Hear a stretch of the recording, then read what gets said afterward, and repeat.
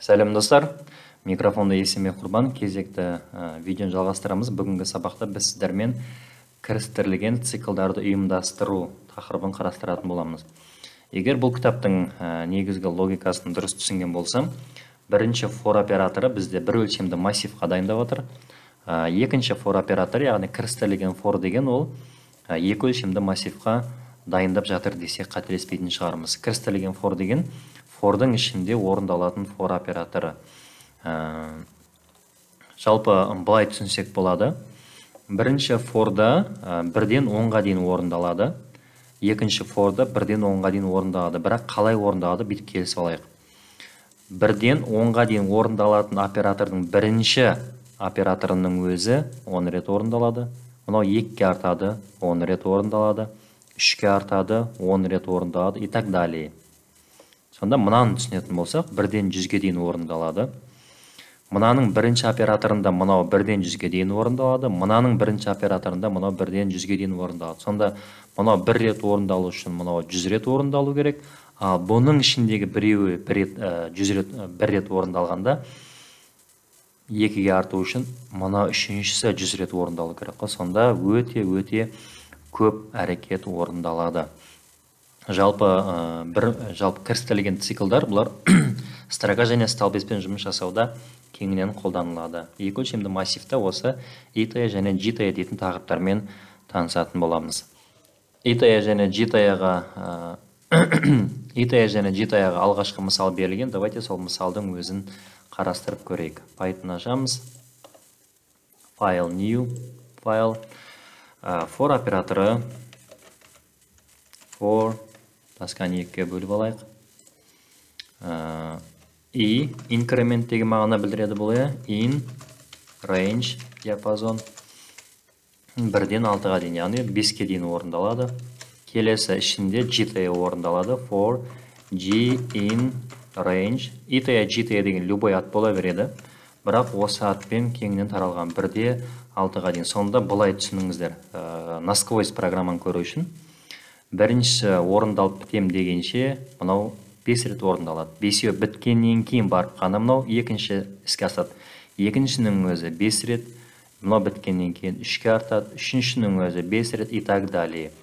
Экранға, принтқа i көбейтілген g дей салайық. i көбейтілген g өтір and, чтобы арасын ашу үшін слэш тап бере салайық.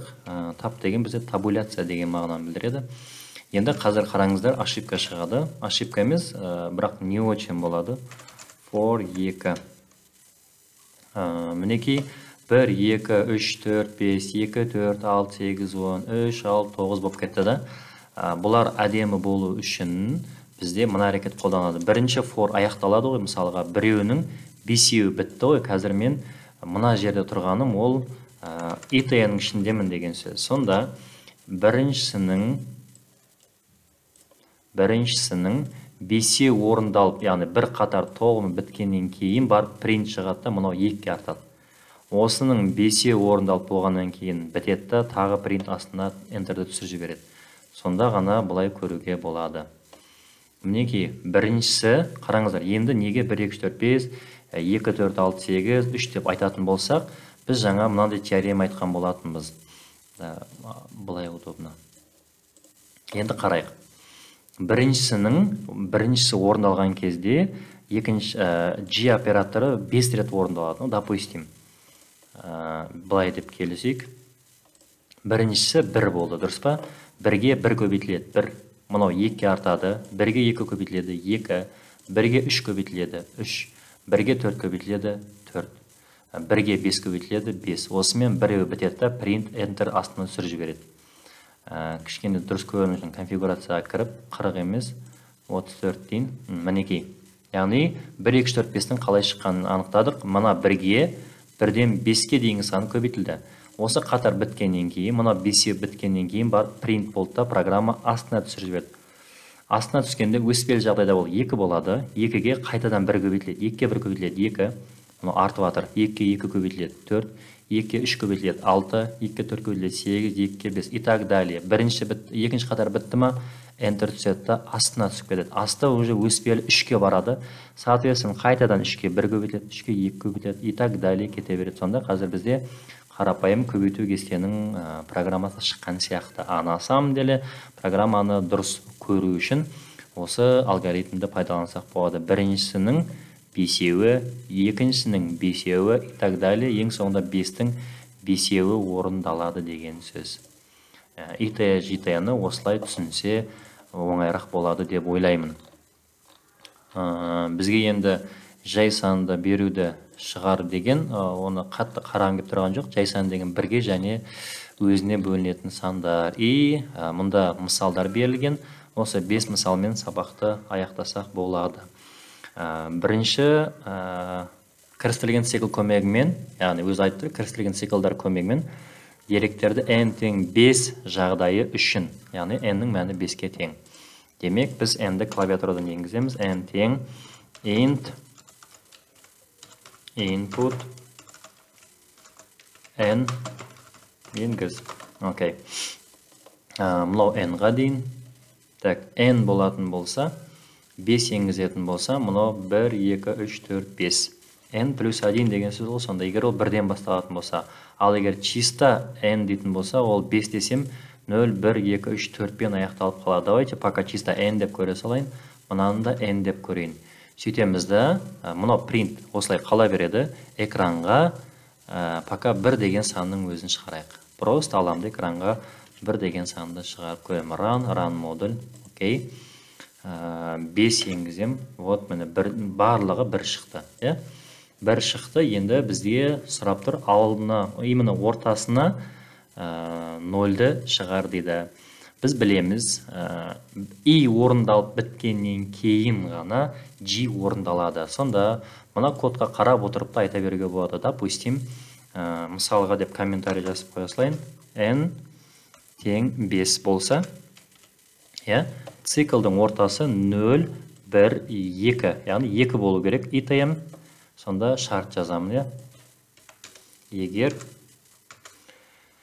i тең болатын болса 2-ге, i деген ол менде керісінше айтып отырмын. i деген 1, 2, 0, 1, 2, яғни 2 болғанда 3, 4 рет орындалады ғой.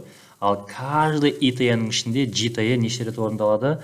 То же самый 0, 1, 2, 3, 4 рет. Егер ол просто n-нің өзі болғанда. n-нің өзі болған үшін ол 0-ден 4-ке дейін орындалады. Демек, i-дің мәні біз білеміз. Мына тұрған орында i-дің мәні 0, 1, 2-ге тең. Сол үшін if i тең 2 дедім. Енді j-дің мәні 0, 1, 2. Оның да мәні n-ді. Және j-дің да мәні 2-ге тең болса, именно сол тұрған жерге 0-ді шығарамыз. n-дісімен бір пробел. Иначе,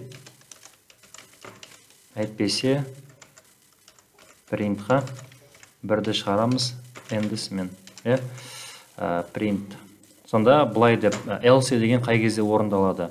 i-дің мәні қазір 0-де 0, шарт совпадение келмейді. Шарт совпадение келмеген жердің барлығына 1 береді. Шарт бірақ жерде совпадение келеді. Ол тура ортаға совпадение келген кезде ғана 0 шығарады. И так басқа болмаған жердің барлығында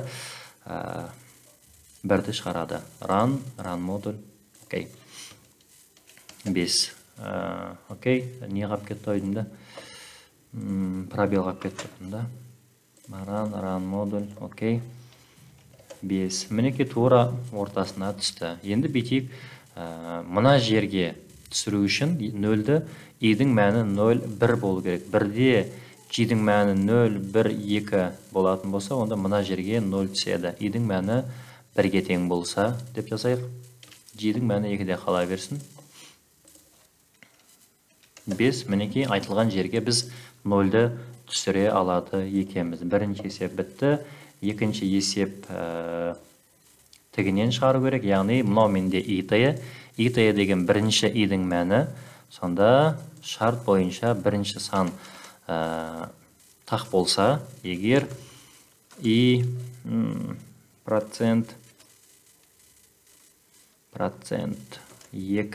тең 1. Яғни, мұнда тұрған сан, бірінші тұрған сан тақ болатын болса, ол жерге 1-ді шығар.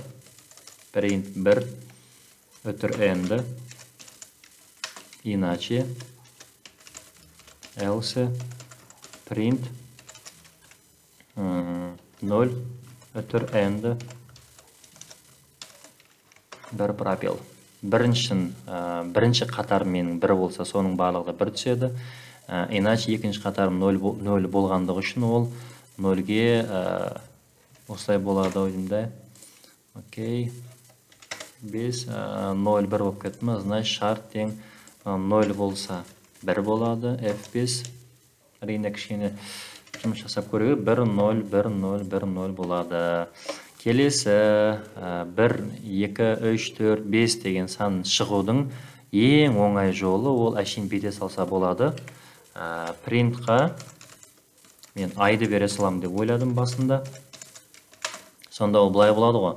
Ай менде 0-ден басталады. Жаңа есептің де бірінші ай 0-ден басталғандықтан шартқа салыстырдық. Екіншінде де тура солай. Ай 0-ден басталады, значит бірінші қатарға полный 0 кетеді.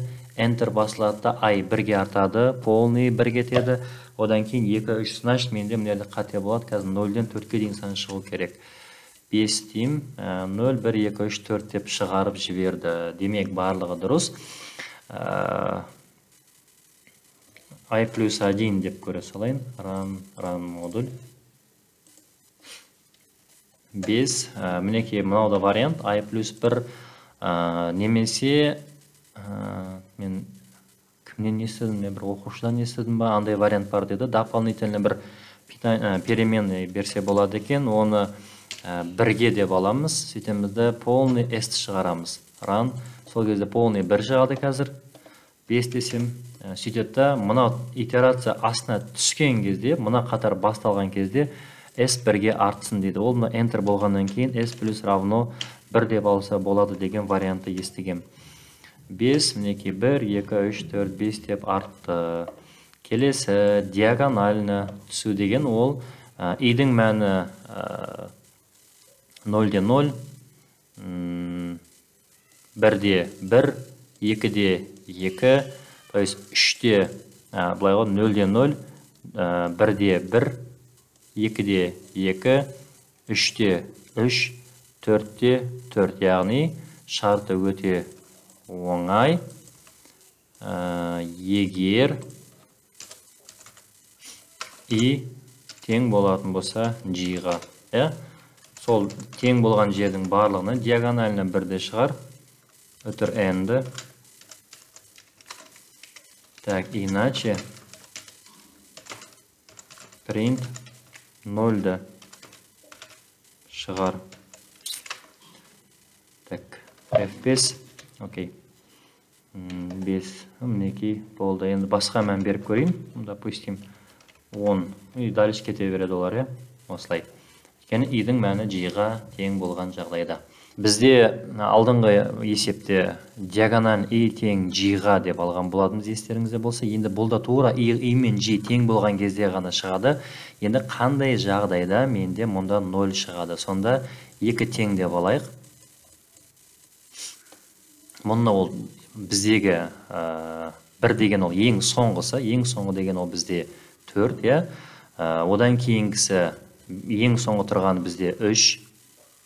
Одан кейінгі ең соңғы тұрғаны 2. Одан кейінгісі 1-де, одан кейінгісі 0-де тұр. Дұрыс па? Дұрыс.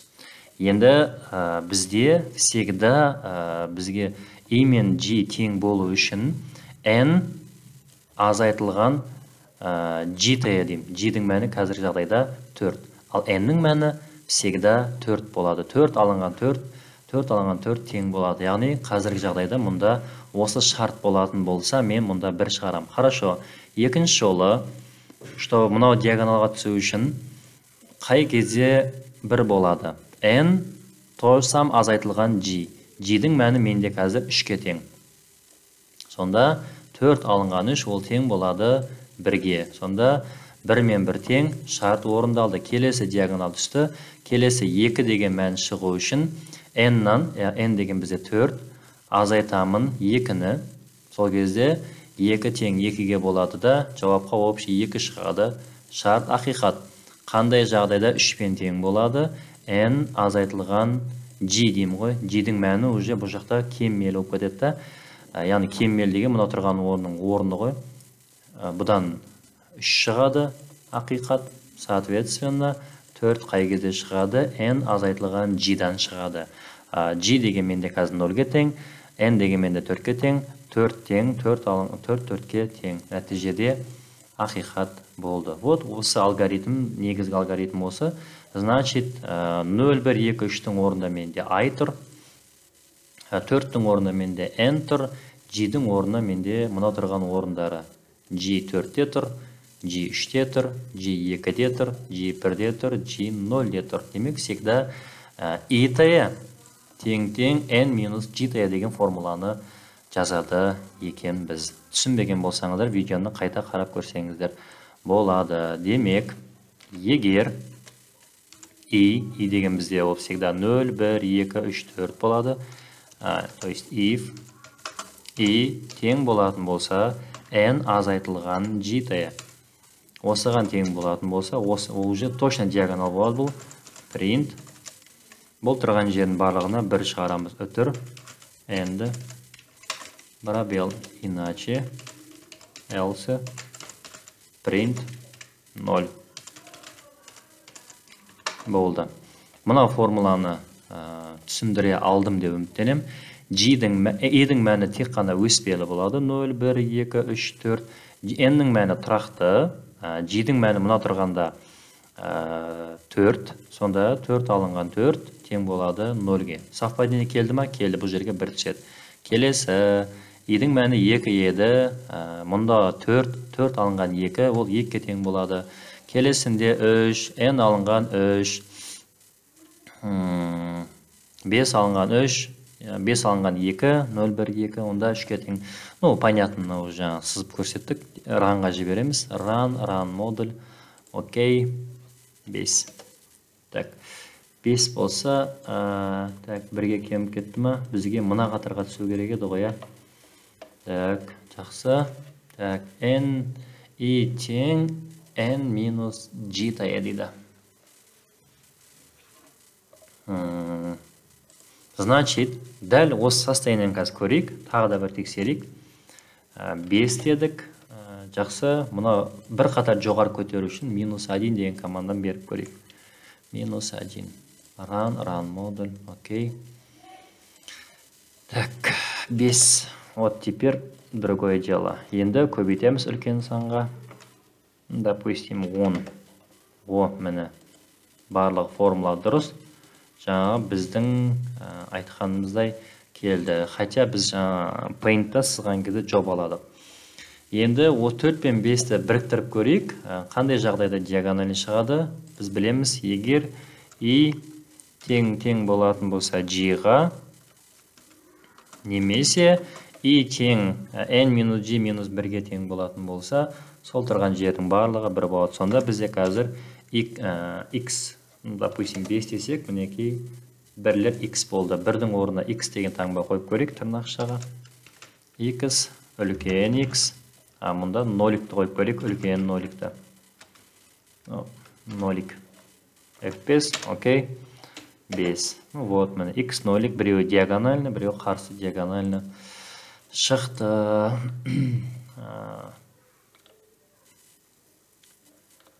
Негізі мұна есептерден не шығатынын қарап көруге болар еді. Үйтіп қарап көрсек, жота видео ұзақ болып кететін шығар. Осымен қарапайым кірістірілген циклды аяқтадық. Сіздермен бірге болған Есенбек Құрбан. Келесі видеода жүздескенше сау саламатта болыңыздар.